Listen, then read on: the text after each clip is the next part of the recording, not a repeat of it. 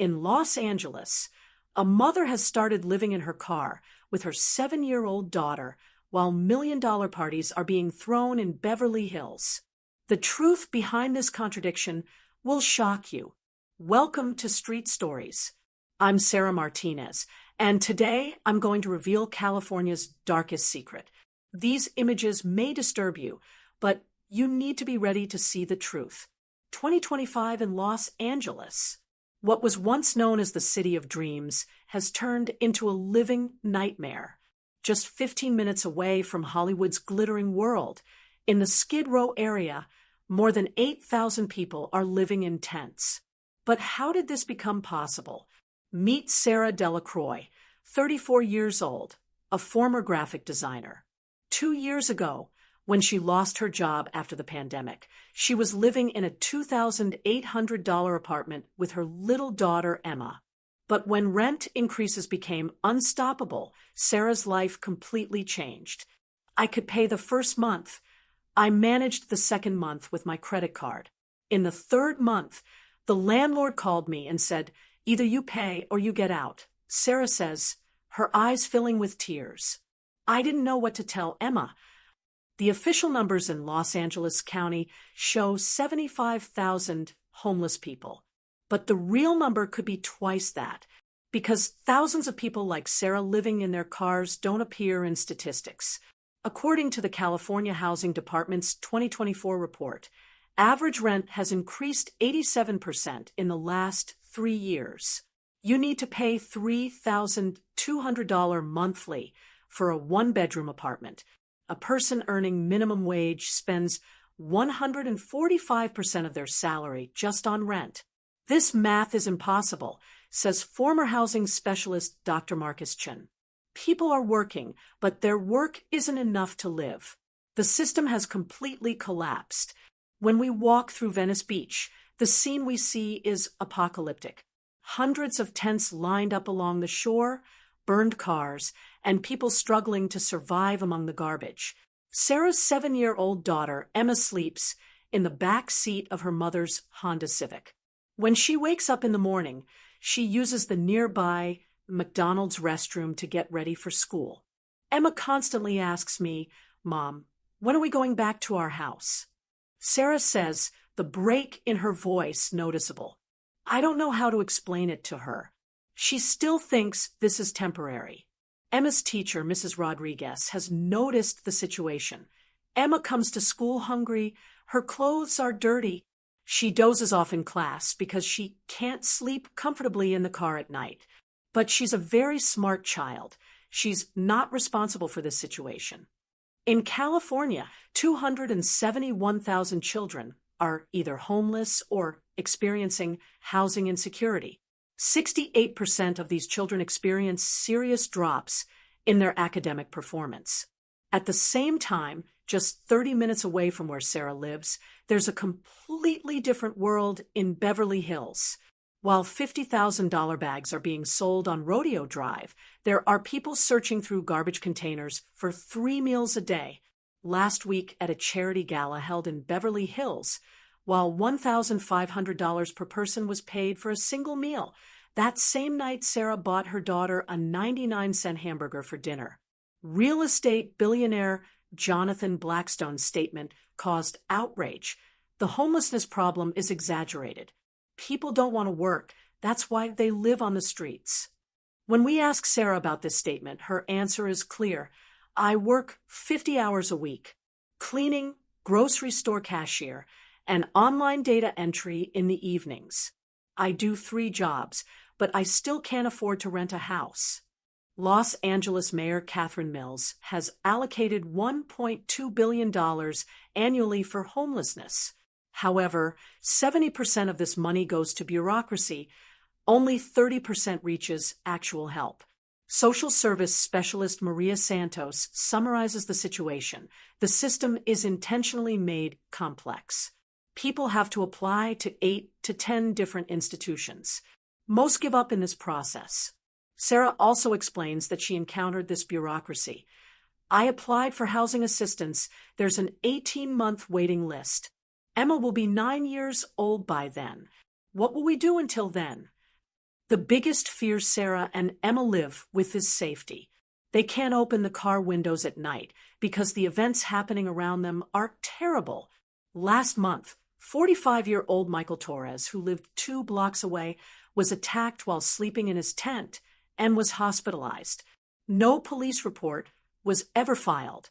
I have to be on alert all the time at night to protect Emma. Sarah says, sometimes there are people walking around the car. I hold Emma in my arms so she doesn't see. According to Los Angeles Police Department data, violent incidents against the homeless have increased 156% in the last year. However, only 12% of cases are officially reported. When Emma got sick last week, Sarah couldn't take her to the hospital because she can't afford insurance premiums and an emergency room bill could reach $2,000.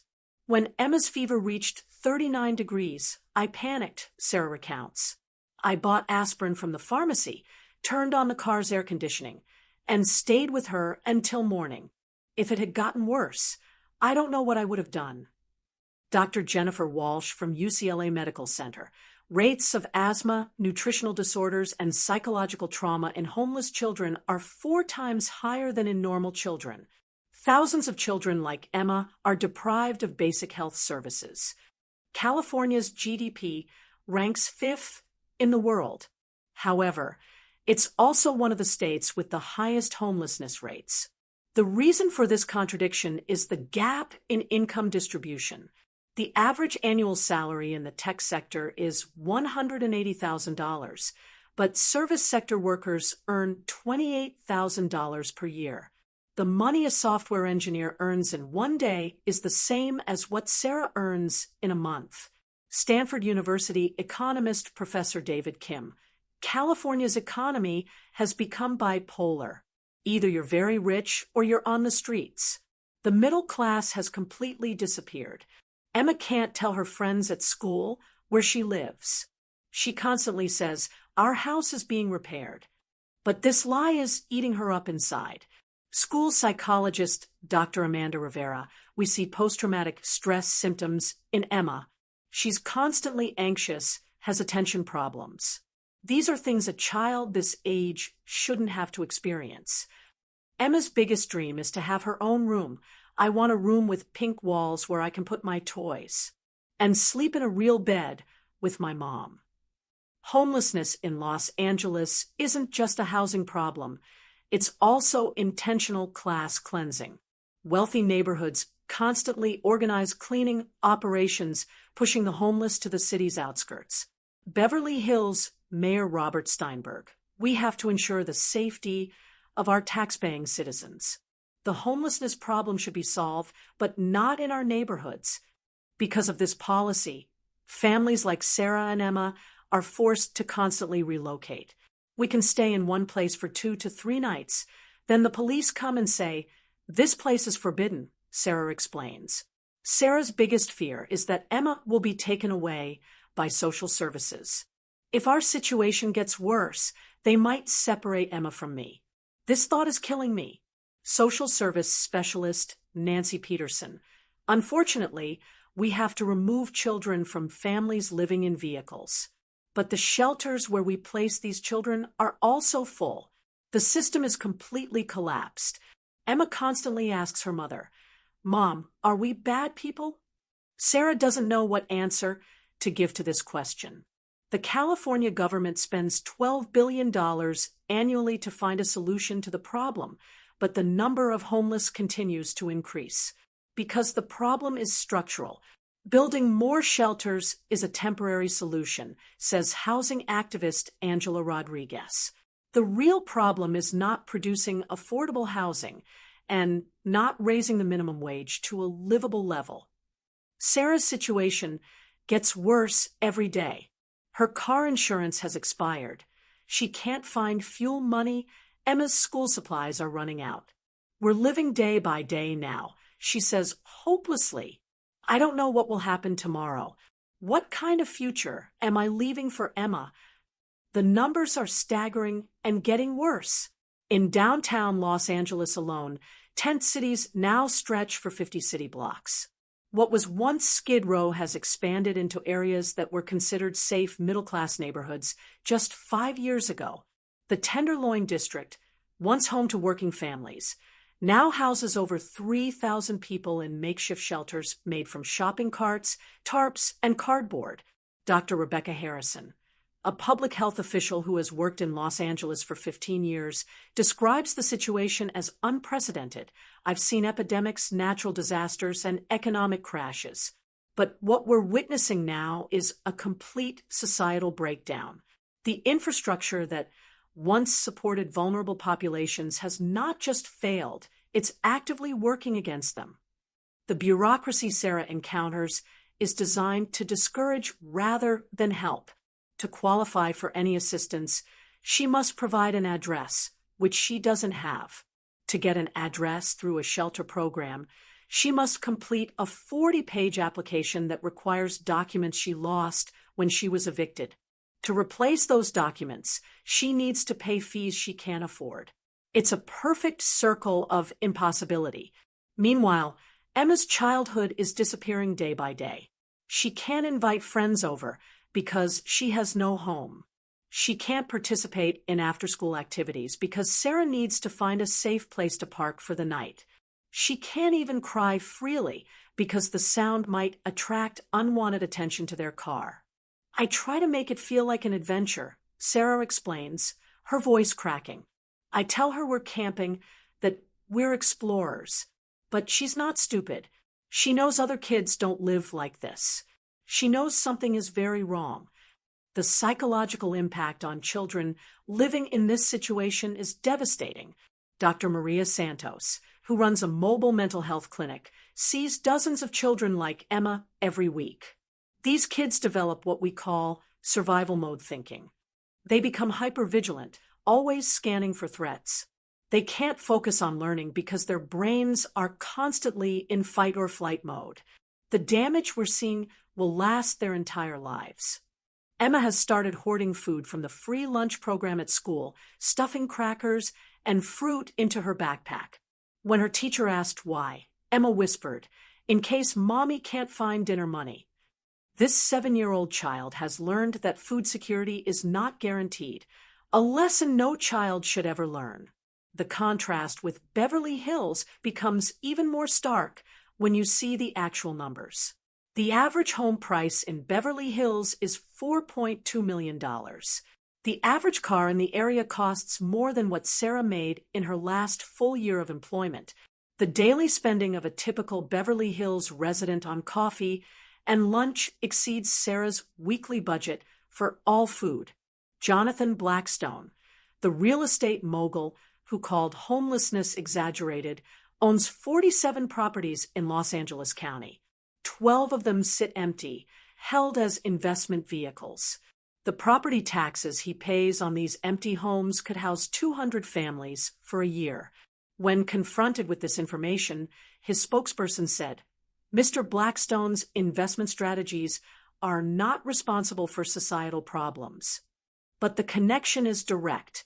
Investors like Blackstone have bought up affordable housing stock, demolished it, and built luxury condos that sit empty while people like Sarah sleep in cars. It's a system that treats housing as a commodity rather than a human right. The health crisis facing the homeless population extends far beyond individual cases like Emma's fever. Tuberculosis, once nearly eliminated in Los Angeles, has returned. Typhus, a medieval disease, now spreads through the tent cities. Hepatitis A outbreaks occur regularly. These aren't just statistics. They represent thousands of preventable deaths. Dr. Amanda Rodriguez, who volunteers at a downtown clinic, describes conditions that would shock most Americans. "I see wounds that haven't healed for months because people have nowhere clean to rest. I see children with stunted growth from malnutrition. I see elderly people dying from conditions that would be easily treatable if they had an address." The police response has become increasingly militarized. Officer David Chun, who works the downtown beat, explains the impossible situation. "We're asked to solve homelessness with handcuffs." We can arrest someone for sleeping in a doorway, but where are they supposed to go? The shelters are full. The waiting lists are years long.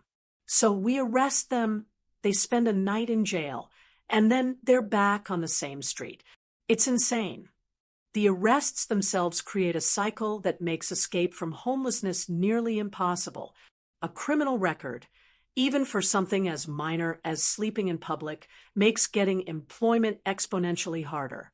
Sarah knows this reality intimately. She's been arrested twice for parking overnight in areas where it's prohibited. Each arrest cost her a day of work, money she couldn't afford to lose. Emma's school performance is deteriorating rapidly. Her grades have dropped from A's to D's in just 6 months. She falls asleep in class because the car is too hot, too cold, or too noisy for proper rest. She can't complete homework assignments that require internet access or materials she doesn't have. Mrs. Rodriguez, her teacher, has started staying after school to help Emma with assignments. I buy her school supplies with my own money, she admits. I know it's not sustainable, but what else can I do? Let her fail because her mother lost her housing. The ripple effects extend into every aspect of Emma's development. She started having nightmares about being separated from her mother. She's developed nervous habits, picking at her skin, pulling her hair. She stopped talking about the future because the concept has become meaningless to her. Sarah's work situation exemplifies the impossible economics facing the working homeless.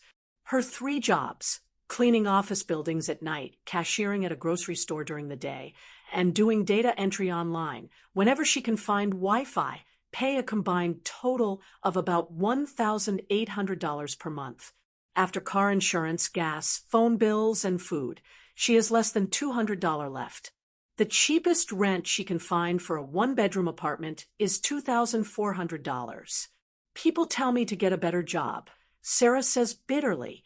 With what address? What clean clothes? What childcare? While I go to interviews. The system is designed to keep you down once you fall. The waiting lists for assistance programs reveal the scope of the crisis.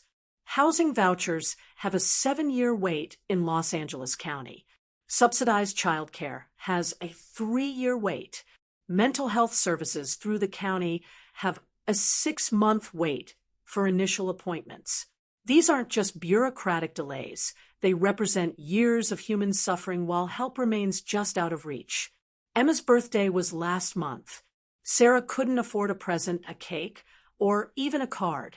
They spent the day in the car, with Sarah singing "Happy Birthday" and promising that next year would be different. Emma nodded and smiled, but later that night, Sarah heard her crying softly in the back seat.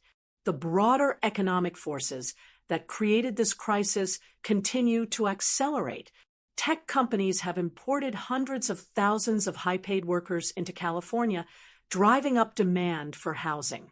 But they've contributed virtually nothing to affordable housing development. The result is a 2-tier economy where tech workers pay $4,000 for studio apartments while service workers sleep in their cars.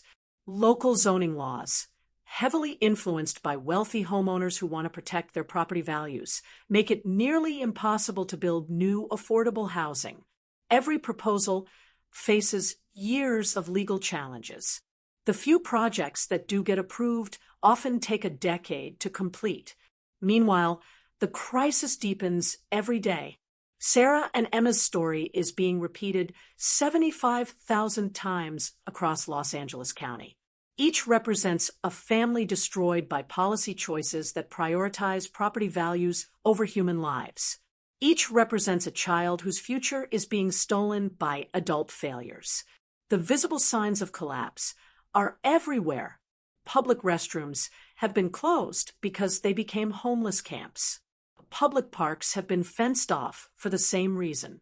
Library branches have reduced hours because they can't handle the crowds of homeless people seeking shelter from the heat and cold. Emma asks questions that 7-year-olds shouldn't have to ask. Why don't we have a house like other people? Why do people look at us funny? Are we going to die living like this? Sarah's answers become less convincing each time. The psychological toll on Sarah herself is becoming unbearable. She's developed anxiety attacks, sometimes so severe she can't breathe. She's lost 30 pounds because she gives most of the food to Emma. She lies awake at night calculating and recalculating their meager finances, looking for some mathematical miracle that will get them housed. "I dream about a normal life," Sarah whispers. Emma having her own bed, being able to cook her a real meal, not having to worry about where we'll sleep tonight. But then I wake up in this car, and the dream feels impossible. The system's failure isn't accidental. It's the predictable result of decades of policy choices that treated housing as a market commodity rather than a human necessity. The results are visible on every street corner in Los Angeles. Human beings treated as disposable, children growing up without hope, families destroyed by forces beyond their control. Sarah and Emma's story isn't just about homelessness. It's about the collapse of the American promise that hard work leads to security. It's about a society that has forgotten that behind every statistic is a human being deserving of dignity and hope. As we end this investigation, Sarah is still living in her car with Emma, still working 3 jobs that don't pay enough for housing, still hoping for a miracle that seems less likely every day.